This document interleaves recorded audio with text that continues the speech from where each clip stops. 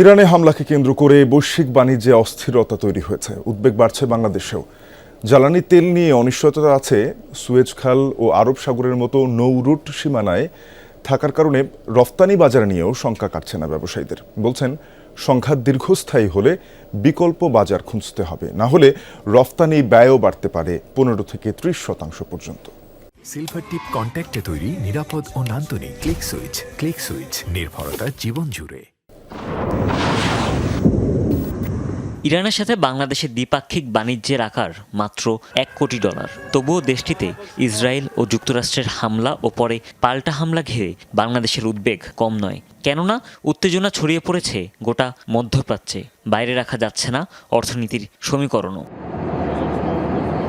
যেমন বাংলাদেশের প্রায় 90% এলএনজি আসে মধ্যপ্রাচ্য থেকে। পরিশোধিত তেল আর ক্রুড অয়েল আমদানির ক্ষেত্রেও নির্ভরশীলতা কম না। অথচ হরমুজ প্রণালী থেকে এক ফোঁটা তেল বের হতে না দেওয়ার হুঁশিয়ারি দিয়েছে ইরান। আক্রমণ হয়েছে পণ্যবাহী ট্যাঙ্কারেও। ফলে জ্বালানি তেল নিয়ে শঙ্কা কাটছে না, যদিও মজুদ নিয়ে এখনই শঙ্কিত না হবার আশ্বাস দিয়েছে পেট্রোলিয়াম কর্পোরেশন।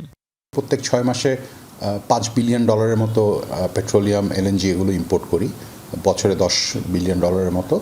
সো সেই হিসাবে এভারেজ মান্থলি কস্ট হচ্ছে অ্যাবাউট $800 মিলিয়ন কাছাকাছি। এখন সেখানে যেটা হয় যে 10-20% যদি ডিফারেন্স হয়, তাহলে 80 থেকে 100 মিলিয়ন ডলারের মতন একটা ইম্প্যাক্ট পড়তে পারে। মধ্যপ্রাচ্যে মূলত তৈরি পোশাক, কৃষিপণ্য, প্রক্রিয়াজাত খাদ্য আর হোম টেক্সটাইল রপ্তানি করে বাংলাদেশ, যার পরিমাণ প্রায় $90 কোটি। বিপরীতে জ্বালানি তেল, এলএনজি, খেজুরের মতো পণ্য আমদানি করে $800 কোটি ব্যয় করে বাংলাদেশ।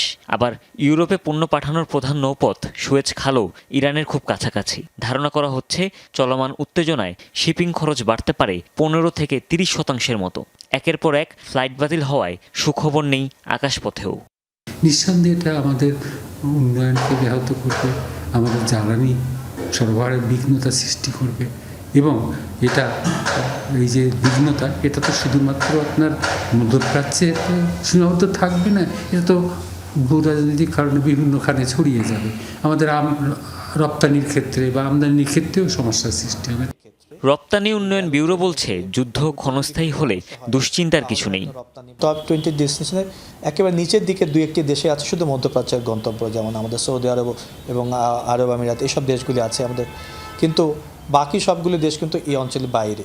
তবে মধ্যপ্রাচ্যের গুরুত্ব কিন্তু আরেকটা দিক থেকে আমাদের ভোলা যাবে না রপ্তানি বাণিজ্যের ক্ষেত্রে। সেটি হচ্ছে এই রুট, আমাদের এক্সপোর্ট যে রুটটা, সেটা অনেক সময় কিন্তু মধ্যপ্রাচ্যকে ছুঁয়ে যায়।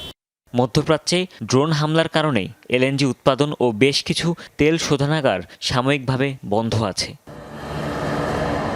হুমায়ুন রশিদ, যমুনা নিউজ, ঢাকা।